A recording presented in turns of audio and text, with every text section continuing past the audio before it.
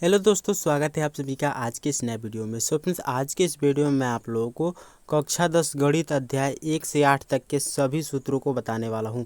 अर्थात इस वीडियो में आप लोगों को कक्षा 10 गणित के चैप्टर 1 से लेके और चैप्टर 8 तक के जितने भी इम्पोर्टेंट या जितने भी फार्मूले हैं जो आपके एग्जाम के लिए मोस्ट इम्पॉर्टेंट है, उन सभी फार्मूलेस को एक ही वीडियो में कंप्लीट बताने वाला हूं। तो चलिए शुरू करते हैं आज का वीडियो और मैं आपको दिखाता हूं कौन कौन से फार्मूले जो आपके एग्जाम में एनी ईयर्स पूछे जाते हैं और कौन कौन से फार्मूले आपके लिए मोस्ट इंपॉर्टेंट हैं। चैप्टर 1 से लेकर 8 तक के सभी फार्मूले को इस वीडियो में डिस्कस कर दूंगा मैं, तो वीडियो को पूरा जरूर देखिएगा। ठीक है, चलिए शुरू करते हैं। देखिए, ये रहा चैप्टर 1 से लेके चैप्टर 5 तक के जितने भी आपके इंपॉर्टेंट फार्मूले हैं, मैंने सभी एक एक करके यहाँ पे नोट कर दिया है।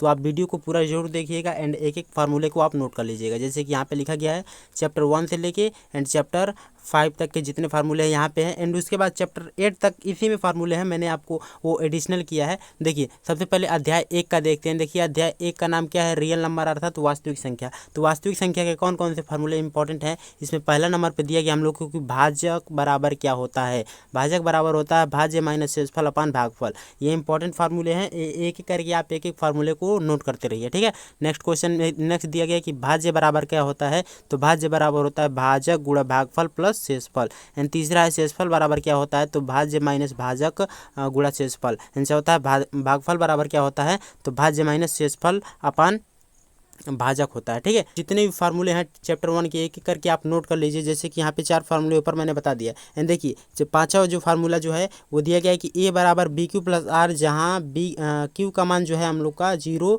नहीं होना चाहिए। ठीक है, एंड उसके बाद छठा फार्मूला जो है, छठवा फार्मूला का यूज हम कहाँ करते हैं? जब हमको दो संख्या दी रहे, कोई एक संख्या यहाँ पे है दूसरी संख्या यहाँ पे है, इनका हमको एलसीएम और एचसीएफ ज्ञात करना है। मतलब कि एलसीएम दिए रहे और एचसीएफ ज्ञात करना है, तब हम लोग तीसरे फार्मूला का यूज करते हैं। और इसमें हम लोगों से क्या हम लोग को दिया गया है कि ए इंटू बी, मतलब कि दोनों संख्याओं का गुणा और उनके एलसीएम और एलसीएफ का गुणा जो होता है दोनों के संख्याओं के गुणनफल के बराबर होता है। जैसे यहाँ पे हिंदी में लिखा गया कि दोनों संख्याओं का गुणनफल बराबर उनके लौसा और मौसा, मतलब लघुत्तम समापर्त और महत्तम समापर्त के बराबर होता है। ठीक है, तो इस फार्मूले से हम लोग दोनों संख्याओं को ज्ञात कर सकते हैं, उनका एलसीएम और एलसीएफ ज्ञात कर सकते हैं। ठीक है, तो एक एक फार्मूले को नोट कर लीजिए। चैप्टर 1 के 7 फार्मूले आपके लिए मोस्ट इंपॉर्टेंट है। एंड देखिए, चैप्टर 2 के हैं ये बहुपद के फार्मूले जो हैं ये आपके लिए मोस्ट इंपॉर्टेंट है। जैसे इसमें दिया गया कि रैखिक समीकरण का व्यापक रूप, रैखिक समीकरण जिसका घात कितना होता है, तो जिसमें एक घात होता है, इसका व्यापक रूप क्या होता है? तो ax प्लस बी होता है। एंड उसी तरह द्विघात समीकरण या द्विघात बहुपद का व्यापक रूप क्या होता है? तो A square plus B X plus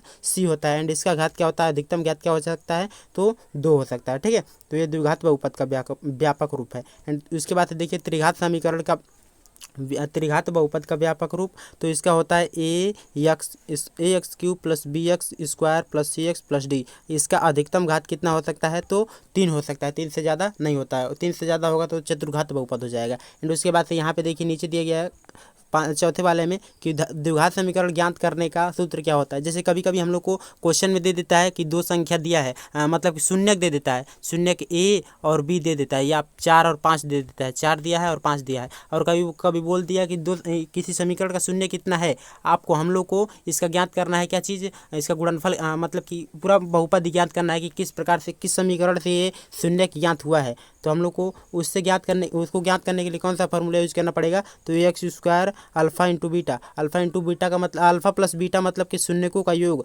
और इंटू कर दीजिए एक्स से, और उसके बाद से लास्ट में शून्यकों का गुणनफल, मतलब शून्यकों का योग और गुणनफल दे दे तो हम लोग किसी भी द्विघात बहुपद को ज्ञात कर सकते हैं। ठीक है, तो ये है द्विघात बहुपद ज्ञात करने का सूत्र। एंड उसके बाद देखिए इस यहाँ पे लिखा गया है कि शून्यकों का योग का फार्मूला क्या होता है। जैसे कि अल्फा प्लस बीटा मतलब शून्यकों का योग का फार्मूला जो होता है वो माइनस किसी समीकरण में बी अपान माइनस बी अपान ए रहे तो हम लोग ज्ञात कर सकते हैं कि अल्फा प्लस बीटा क्या होगा। अल्फा इंटू बीटा भी ज्ञात करना है तो सी अपान ए लिख देंगे तो अल्फा इंटू बीटा ज्ञात हो जाए। जैसे किसी समीकरण में होता है ना कि ए का मान है, ये बी का मान है, ये सी का मान है, तो उसी तरह हम लोग को ज्ञात कर सकते हैं कि शून्यकों का योग कितना है और उसका गुणनफल कितना है। और 1 by alpha plus 1 by beta is equal to रहे तो क्या हो जाएगा? माइनस बी अपान सी हो जाएगा। एंड उसी तरह यदि त्रिघात बहुपद के लिए देते कि alpha into alpha plus beta plus plus gamma is equal to क्या हो जाएगा, सेम वैसे हो जाएगा जैसे ऊपर था minus B upon C, and alpha into beta into gamma is equal to हो जाएगा माइनस डी अपन ए। ठीक है, उसी तरह फोर्थ वाले में दे दे कि alpha into beta plus beta into alpha plus alpha into gamma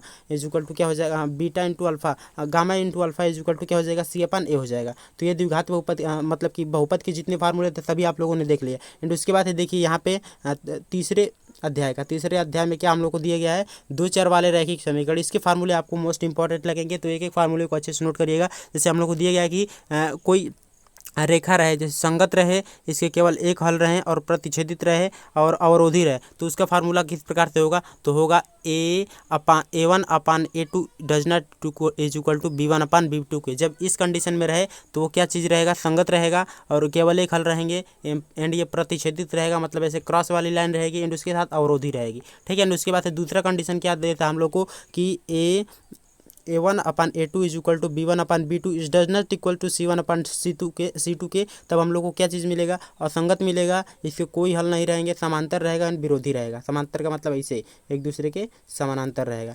ठीक है, एंड उसके बाद देखिए दिए गया हम लोग को तीसरा कंडीशन क्या दिया गया कि A1 upon A2 is equal to B1 upon B2 is equal to C1 upon C2। जब ये तीनों कंडीशन में बराबर दिखे तो ये संगत रहेगा, अपरिमित रूप से अनेक हल होंगे एंड संपाति पर आश्रित होगा। ठीक है, तो ये क्या है, तीनों कंडीशन में आप एक एक फार्मूले को याद कर लीजिए, क्योंकि इसी कंडीशन में हम लोग सब पूछा जाता है क्वेश्चन कि इसका शून्यक है और इसके कितने हल है बताइए हम लोग को। तो जब वो कंडीशन आपको याद रहेंगी तो आप एक एक हल को बता सकते हैं कितने हल। ये देखिए ये वाला है चौथा अध्याय का। चौथे अध्याय के भी मोस्ट इंपॉर्टेंट फार्मूले हैं। कभी कभी आप लोगों से बोल देता है इसके शून्य ज्ञात करने के लिए, मूल ज्ञात करने के लिए, तो उसके लिए जैसे यहाँ पे विवेचक बोलते हैं, जिसे डी से डिनोट करते हैं। इसका फार्मूला जो होता है B² माइनस 4AC। ठीक है, एंड उसके बाद से जब डी बराबर B² माइनस 4AC 0 हो तब मूल वास्तविक एवं समान होते हैं। जो मूल होते हैं वास्तविक एवं समान होते हैं। एंड उसके बाद दिया गया कि जब डी का मान 0 से कम हो, मतलब कि B² माइनस 4AC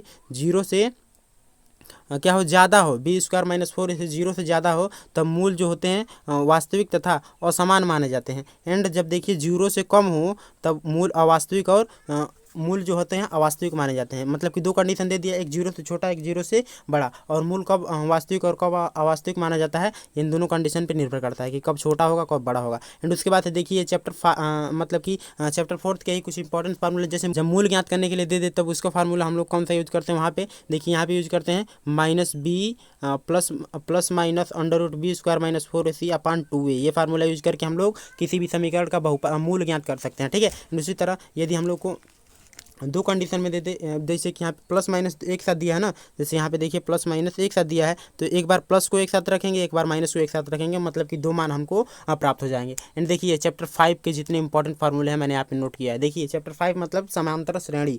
ठीक है, एंड इसके जितने फार्मूले यहाँ पे देखिए, जैसे सर्वांतर बराबर क्या होता है, सर्वांतर को हम लोग सबसे पहले डी से डिनोट करते हैं। एंड सर्वांतर बराबर क्या होता है कि A2 माइनस A1, मतलब कि दूसरे वाले में से पहले वाले को घटा देते हैं। एंड An बराबर क्या होता है, A plus N minus 1 into 2। And योग ज्ञात करना रहे तो योग ज्ञात करने के लिए कौन सा फार्मूला यूज करते हैं, SN बराबर N अपान 2 और ब्रैकेट में N2 प्लस में N minus 1 into D. And उसके बाद से अंतिम पद से ज्ञात करना रहे, अंतिम पद ज्ञात करना रहे तो क्या होता है, A minus N minus 1 into D, जहाँ A का मान अंतिम पद होता है। एंड उसके बाद से SN बराबर क्या होता है, N/2 AN A plus AN होता है। एंड उसके बाद समांतर माध्य का जो फार्मूला है वो यहाँ पे लिखा गया है।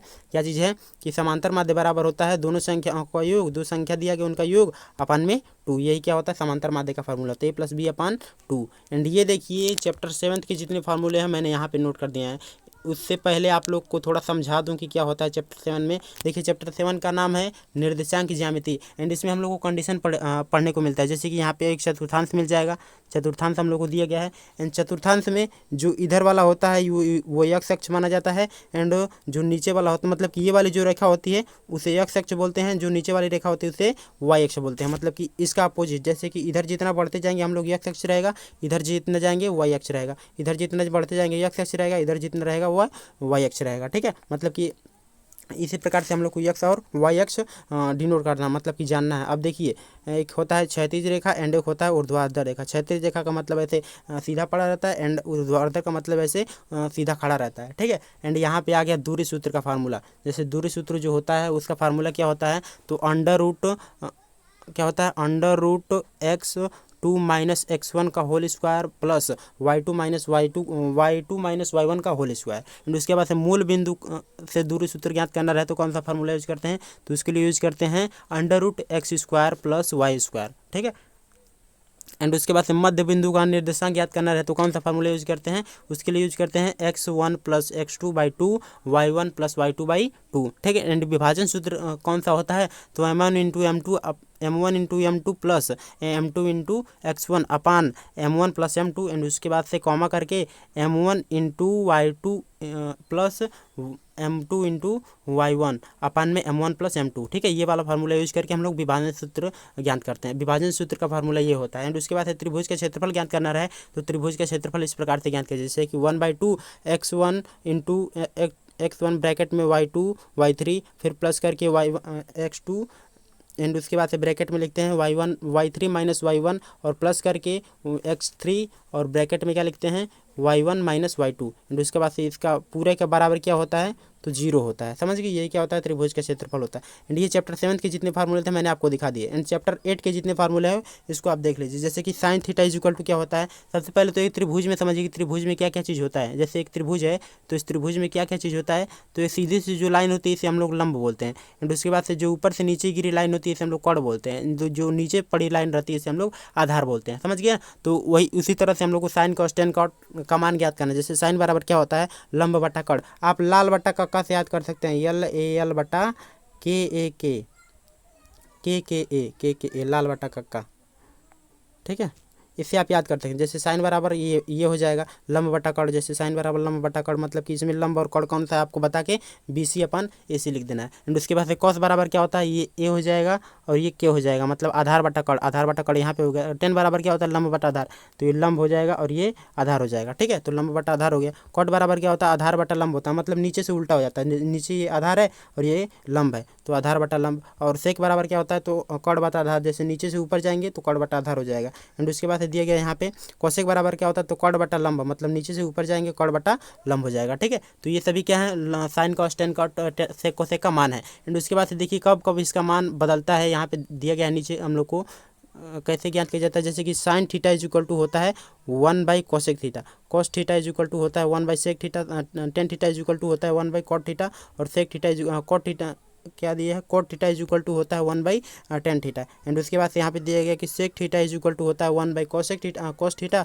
और cosec theta is equal to होता है 1/sin थीटा, मतलब एक दूसरे का उल्टा कर दिया है। समझ गया ना। एंड उसके बाद देखिए कुछ मोस्ट इंपॉर्टेंट फार्मूले हैं, इसे आप लोग याद जरूर कर लीजिएगा कि sine square plus cos square is equal to 1 होता है और 1 plus tan square is equal to sec square होता है, 1 plus cot square is equal to cosec square होता है। इससे 2-3 फार्मूले और बन जाते हैं। जैसे कि ये पहला फार्मूला है, इससे 2 फार्मूले बन जाएंगे कि साइन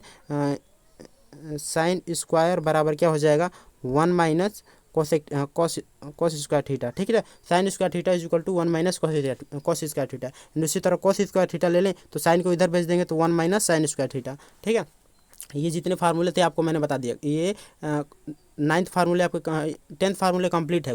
एंड उसके बाद से यहाँ पे जो दिए गए फार्मूले इसको आप देख लीजिए कि जैसे साइन में यदि हम लोग को दे दे कि sine 90 minus theta is equal to क्या होता है, cos theta, cos 90 minus theta is equal to sine theta, फिर tan 90 minus theta is equal to cot theta, cot 90 minus theta is equal to tan theta, sec 90 minus theta is equal to cosec theta, cosec 90 minus theta is equal to sec theta. ठीक है, मतलब एक दूसरे का अर्यात करियात मतलब ऊपर नीचे ही होता है। बस ये जितने फार्मूले थे सभी मैंने आपको चैप्टर 1 से लेके 8 तक के सभी फार्मूले बता दिए। तो यहाँ पे देखिए एक बार फिर से रिवाइज कर लीजिए। रिवाइज क्या, मैं आपको पूरा दिखा देता हूँ, आप एक एक करके नोट कर लीजिए, स्क्रीनशॉट ले लीजिए। ये जितने भी फार्मूले थे मैंने केवल और केवल 10 से 15 मिनट में ही बता दिया आपको फार्मूले। तो आई होप कि आज का पूरा वीडियो एंड पूरा फार्मूला समझ में आया होगा। एंड हाँ, इस सभी फार्मूले को नोट जरूर कर लीजिएगा क्योंकि मोस्ट इंपॉर्टेंट है आपके बोर्ड एग्जाम के लिए। तो मिलते हैं अगले वीडियो में, तब तक के लिए धन्यवाद। जय हिंद, बाय बाय।